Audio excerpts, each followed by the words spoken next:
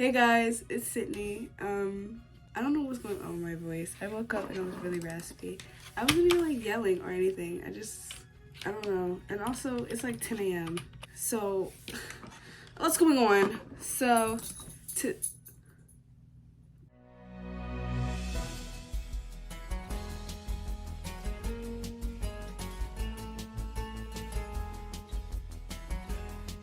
There is going to be a stark change in lighting. I do not know what happened, but there are a lot of lighting changes in this video.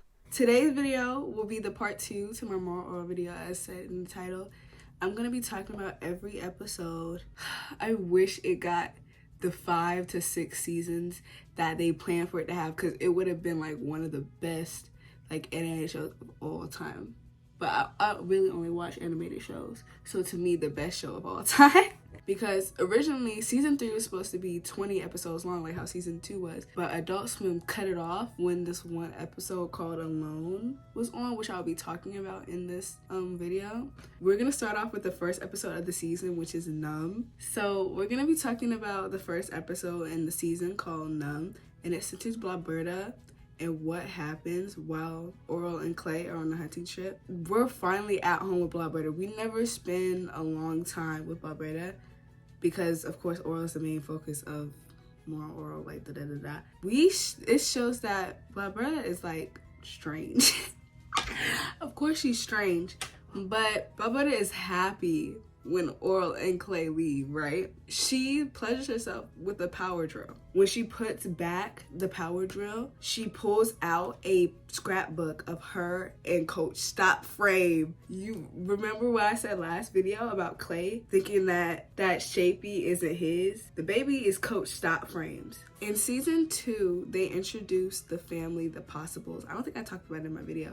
I just left y'all confused. But they introduced the family, the Possibles. They were the next door neighbors of the Puppingtons, and they invited them over. They were cool. They were like basically the exact same as the Puppingtons. They had a daughter that was just like Orel, and that Orel really liked, and I loved that relationship. I was so mad. I was so sick. Oh my gosh. Be calm. Girl, be calm. No. That's telling me to calm down, okay? I was so mad when I was like, ugh. But basically, when they were sitting down to eat, they said grace a different way than the Puppingtons. So they kicked them out of the house and they moved away, right? But when they moved away, the Possibles, they took Shapey, and the Puppingtons kept the Possible son, Block. So this whole time, all of the rest of the season, they've been with Block instead of Shapey. So basically, she realizes that this isn't Shapey, this is Block. So she calls the Mrs. Good God. She calls Mrs. Possible up, and she's like, hey, can I get my kid back? And she's like, sure. But when she pulls up to the house, both the kids run up and they hug, Blondedsydney. So she ends up with both the kids. So she leaves Block and Shapey at home and then goes to the pub to go see Coach Stop Frame, because she's trying to see what's popping again, make Shapey 2.0. And he shuts her down because, Coach Stop Frame is gay, and he wanted to have a child with Blondedsydney so that he could get closer to Clay, which I don't understand his reasoning for that, because that makes no sense whatsoever. And after that, Blondedsydney goes to see Reverend Putty to have an affair with him, and Putty was like, nah. So then she goes to the hardware store, and she goes and buys a jackhammer. And you know what she uses she go use that jackhammer for? The same thing she used the power drill for, okay? But she mutilates herself, and she has to go to Dr. Potter's wheel. Dr. Potter's wheel gives her like these painkillers, but he's like excited. He's excited by the fact that Blondedsydney is like hurting herself. Okay, so I want to re-explain what happened, because what I said in this video does not make sense, and it's not what happened. So basically, Blaberta goes home with the painkillers, and she mutilates herself again with the jackhammer, and she comes back to Dr. Potter's wheel, and Dr. Potter will dang near passed out while looking at it. That and Dr. Potter will wipes the sweat off of his forehead and stuff, and then he gives the handkerchief to Blaberta. And Blaberta, I don't know if he gives it to her or she takes it. She just ends up with the handkerchief, and she takes it home with her. She realizes that she doesn't need to use those devices anymore because she has the handkerchief. And she comes back to Dr. Potter's Will's office, and she's not mutilated anymore. Well, she is, but it doesn't look any different from the other time. So Dr. Potter's Will doesn't give her the attention that he was giving her before, and so she feels horrible. While she's in that doctor's office, Clay calls and is like, "I shot my son." Whoa. And you know how in Nature Part 2, at the end of the episode, Orel asks his mother, "Why did you marry my father?" And she says, "Why not?" We finally see it from Clay's point of view as he's stumbling through the house, right? He walks through the hallway past Orel's room, and he stops, and he's listening, and he hears it. And then Blaberta walks out, and he sees her crying. And then the thing is, when Blaberta turns and sees Clay, she stops crying, and she just walks into her room. Slight brother. The next episode is called Grounded, and basically Orel is not allowed to go to church for the next month. Yeah, it happens a month before in Nature. They're centered around Nature happening. Either it happened before Nature or right after Nature happened. A lot of them happened before it happened. So the dynamic between Orel and his father hasn't changed just yet. So he still values his father's opinion and respects his word. Orel is caught in a bath full of blood. He's being grounded from going to church now instead of being whooped, okay? Family is low-key terrorizing Orel because he's like, "Oh my gosh, thankfully I get to go to church and have some extra soul insurance." And then he's like, "What's soul insurance?" He was like, "Yeah, if you go to church, you're most likely to get given to heaven." And this and that, just talking, you know? And so basically Orel is going through withdrawal symptoms almost from church, creates himself to be in church, and is running down the street and this and that. And he gets struck by lightning. He almost dies. But because he almost died, it's he's getting closer to God. Instead of seeing heaven, it's nothing. And he's like, "Oh, I gotta die again." And he keeps not seeing heaven. He tried to tell his parents "Yo, that ain't what I'm seeing." And they were like, "No, no, no, no, no, no, no. You see heaven." And so because he said that that's not what heaven looked like, how they think it looks like, his dad beats him when he gets home. And that's where we get that vague punishment from Nature Part 1 and 2. And he's like, he'll never do that with those in there that long again. So I'm gonna cut out the part where I talk about episode 3 because I feel like it's not that important. But the only thing important at the end of the episode is that Coach Stopframe tells Orel that bathing in the blood of the innocent will keep him young forever. So he puts all the information that he learned throughout the episode together. So at the end of it, he gets all his friends together and they cut themselves and they start bleeding into a bath of blood so Orel can live forever and be young forever. Now we're talking about episode 4 of season 3 called Alone. This is the episode a lot of people say got Orel canceled because of how serious and how dark it is. This episode starts off right before Orel and his father go on the hunting trip, so it's the night before. And so Reverend Putty begins a sermon talking about the wrongness of abortion, and Nurse Mindy comes into her apartment. She sort of reverts to a childlike state when she's there. And it's like she has this bear that like kind of works as her husband, and this bear that's like her child. She's having dinner with them and talking to them and using words like adulty. And I would also like to mention that Nurse Bindi is having an affair with the principal of the school, and it's an affair that she clearly doesn't enjoy being in and partaking in, because when you see scenes with them together, it's like Nurse Bindi does not like it at all. Like, she's not even there, you know? So she starts cleaning up, and she's on all fours because she spilled something on the floor, right? She's on all fours, she's cleaning up. And she's bumping the back of the chair that the husband bear is sitting on, right? He falls back down on top of her. And she starts yelling, "Not you!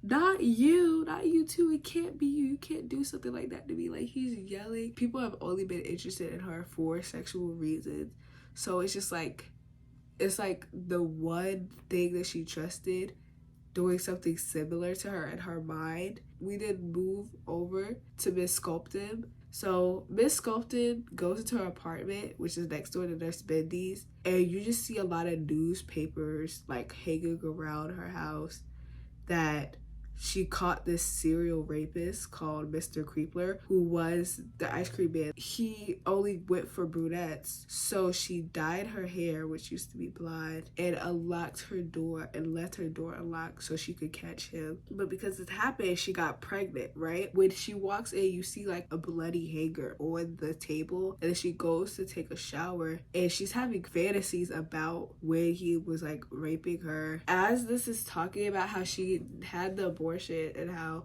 all this is happening, Reverend Putty is still going on his he's still on that radio talking about how abortion is bad and stuff like that. But this woman that had been raped, but when you're watching this, you see how Miss Sculpton conflicts with herself. In her mind, she's like, you did that on purpose because you wanted that. And it's like, subconsciously, she's infatuated with the experience. That's the only sexual experience that she has living in the town of Morel. I shouldn't say sexual experience, but like, that's the only experience, because she doesn't have a husband, she doesn't have a boyfriend, she doesn't have any of that. She's alone. This episode is so heavy. I feel like I don't have the nuance to speak on something like this. There are much better videos talking about this episode. Just watch the show, like, unless you feel like that's too heavy for you.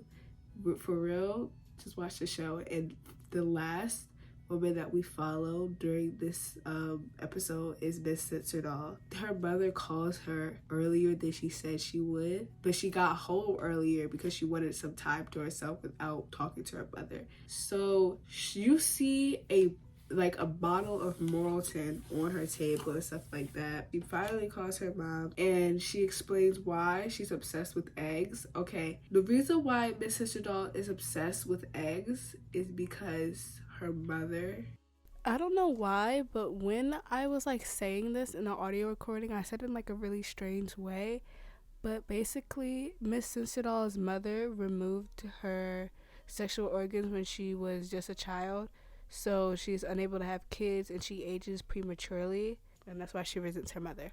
So because she got her sexual organs removed, she has this God complex almost, that because I don't have any of that, like, I should be controlling everything. I know the most about this. And even though she doesn't have them, she feels like she's perfect. You know, she internalized this and she's very angry and she resents her mother for it. Alone is the episode that got Orel canceled.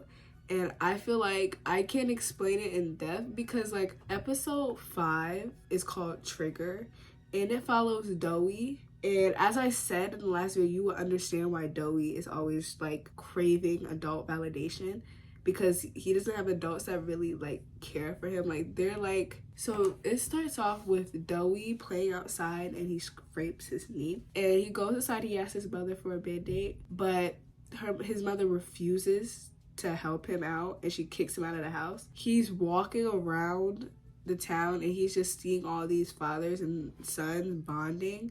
And he's becoming jealous, he's becoming like, you see all this happening in front of you and you will never have that. Even though your father is right there, he does not care. He doesn't care. He's too busy being like living his child's fantasy at 40. Like, the way Doey's parents act it's as if they're still in high school. They're still wearing their Letterman jackets. She's still wearing her cheerleading uniform.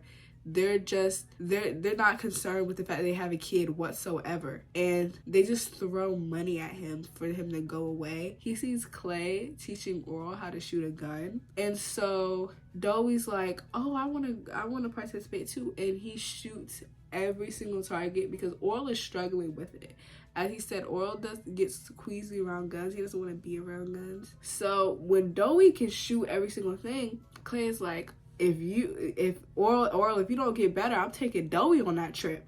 And Doey's like, oh, I get to go on a trip. You know, he never gets to go on a trip with his own father because his father neglects him. Even though Clay neglects Orel, and Clay would spend time with Orel and try to bond with Orel. The way Doey's father just shoves money in his face and tells him to go away. He doesn't even want him in his house. Clay is telling Orel to stick by Doey so he can learn how to shoot better. Clay is like, you'll never take this gun out of your hand because I want you to learn how to like handle it. So Orel is walking around town with a gun, loaded gun, going to school, going to church, going to work. So Barberta tells Orel that she washed his lucky Bible, and he shoots the gun. He's just like, boom.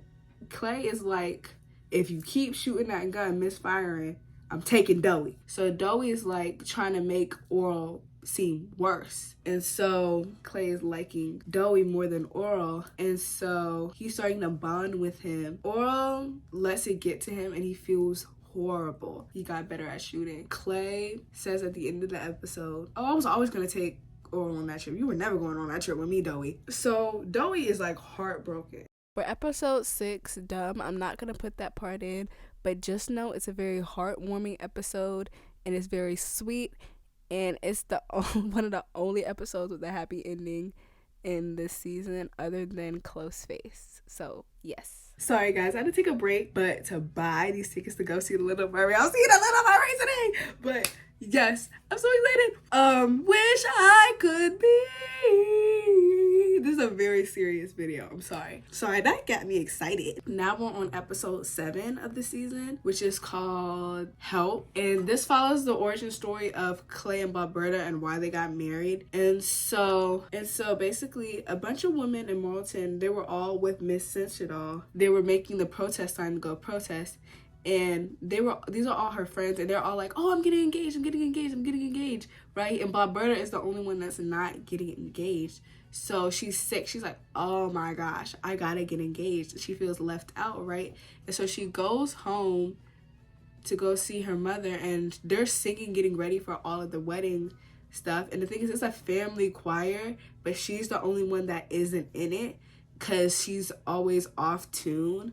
And she tries to sing with them, and she's like oh, like that. Her mom tells her to just go clean her room and to get away from them. And then her father comes in, and he has a drink in his hand. She's drinking, and he's the only one that really cares for her, but he just doesn't have the backbone to stand up to her mother. And so she goes to Miss Flaky's wedding, and she notices Clay there, and she's like, who's this? So she goes up to him. He thought the wedding was like a regular service, so he was just there. But Berta's like, oh, he would be a good husband. He's like, come to the reception with me.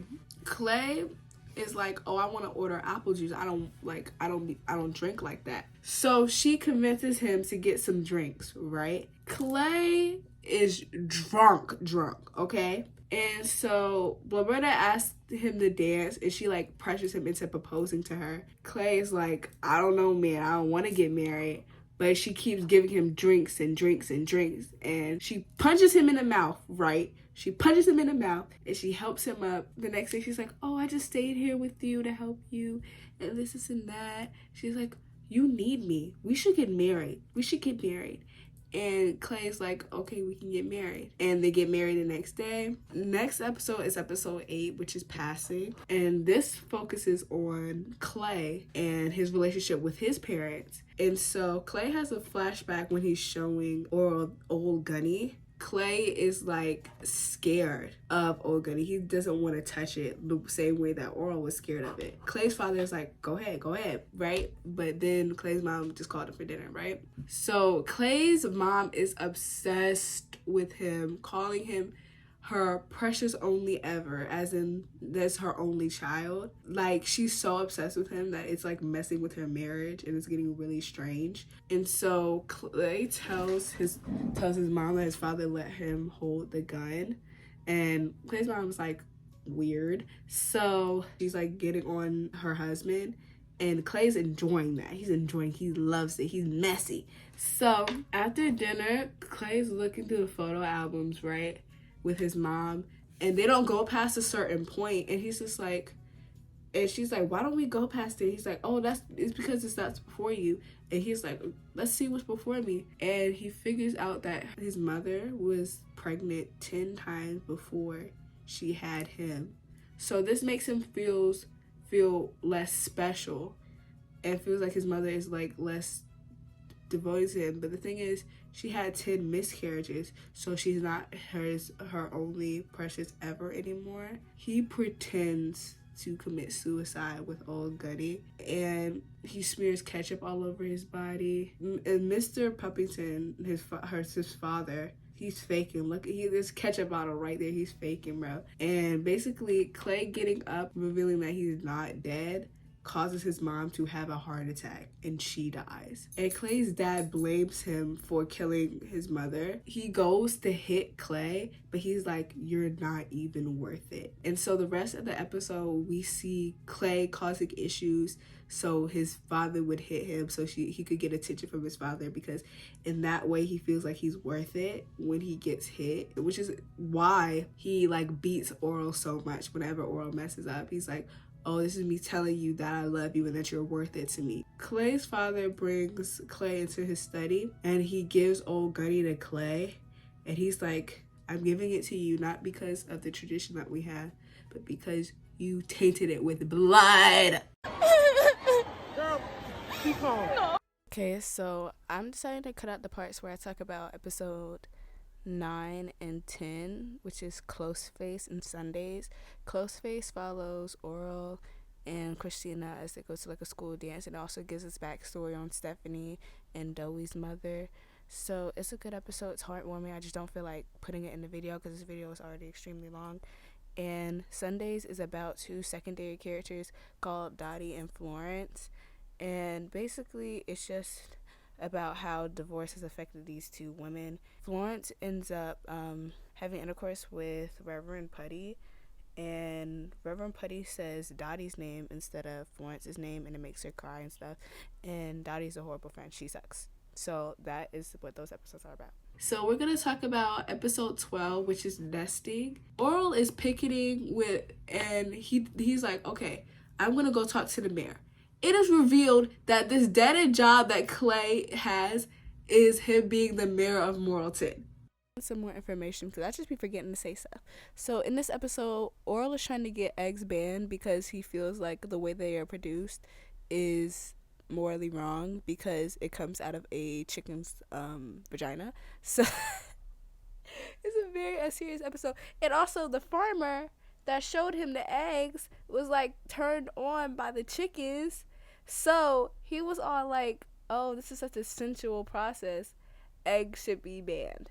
Orel was like, oh, I could get this banned because this is my dad. But the thing is, Clay is reluctant because Miss Citadel don't play about them eggs. She said that if Clay even thinks about banning eggs, that he will be out of office so quick. He has this vision where he's trying to reunite with his mother, but like he's an egg and she's like a chicken, and he's like going through, and it's like really strange. And so he has this like Oedipus complex. Basically in Oedipus Rex, Oedipus marries his mother on accident, and it has like children with her, and is attracted to his mother, and it drives him to near insanity. They do a time skip, right? Miss Citadel is deciding to run for a mayor, right? And Orel agrees to become Miss Citadel's campaign manager, and she uses the fact that Clay let his son get shot against him. He's like, you want someone that lets their son get shot as your mayor? Weird. Clay is giving a speech, and he has a fantasy about his mother during the speech, and he's trying to finish the speech quickly because he's like flustered and he's like he's weirded out, right? And after that, Miss Sister Doll basically gives up her place in the election. So she's like, but Clay then goes to Orel and apologizes to him for being a bad father. But he's like, you must tell me her plans. And then he's like, I don't know anything. And then he's like, I take all that back. I don't care that I shot you. Like, what? It is now Christmas, right? And so Clay is at the bar with Coach Stopframe. He about to kiss him, but he's like, nope, I gotta go to the business. And he goes to Miss Sister Doll, and he's talking to her, and this and that. He's like, so when Clay goes up to Miss Sister Doll, he goes up to her trying to talk about like why she dropped out of the race, but then she's like, oh, I can do this, I can do that for you, this and that. She talks about how she has no eggs, and Clay's like about how his life is falling apart and how he doesn't want any more kids, how he doesn't want kids at all, like this and that. So basically she's like working as a mother, but like it's like an intimate relationship. One thing about Clay is that Clay gonna cheat. That was nesting, and I feel like there was so much in nesting that they started off so much and they just couldn't finish it, because the next episode is now the last episode, okay? Episode 13, which is the last episode of Moral Orel, other than Before Orel. I don't know if I want to talk about Before Orel. So basically, Orel's cast comes off, right? But Dr. Potter's was like, you're gonna be crippled for the rest of your life because you got shot. So he can't walk right. But the thing is, and it's his father. He does not like his father anymore. Like, he does not respect him or honor him, right? And so he's like, how am I supposed to honor him when he does things like this? I don't respect him anymore. So he's asking Reverend Putty how he can honor his father. But Reverend Putty is just like, you have to find someone that honors him. So Reverend Putty's like, go talk to Coach Stopframe. Because I feel like everybody in the town knows that they got something going on. So Coach Stopframe, he chilling, right? And he's talking to him. They're having this father-son relationship moment, right? And they're spending time together, and then he spends Christmas with him. And so Clay is like, Clay's trying to spend time with Coach Stopframe on Christmas, right? Go spend time with your kids. But Coach Stopframe's like, nah, I'm not gonna spend time with you. Because this is after him kissing Miss Sister Doll at the bar and stuff like that. Coach Stopframe was really disgusted by Clay. He's like, nah, you got it, right? Orel finds this picture of Coach Stopframe and Clay together. And he's like, you like my father like how my mom likes my father. And Coach Stopframe's like, yeah, I do. But Clay's like, I don't know how to honor my father. And Coach Stopframe's like, he did do honorable things. He created you, Orel. Clay gets mad at that. He goes to Coach Stopframe's house and he bursts in with this big old bear and the rest of his family. And he's like, what are you doing with my son? This is not just mad. Orel's dad is low-key confessing to Coach Stopframe. He's just like, I love you. I care for you and this and that. But like he's like saying it like he's talking about his family, but he's saying it directly to Coach Stopframe. And Coach Stopframe says, bro, it's too late for any of this.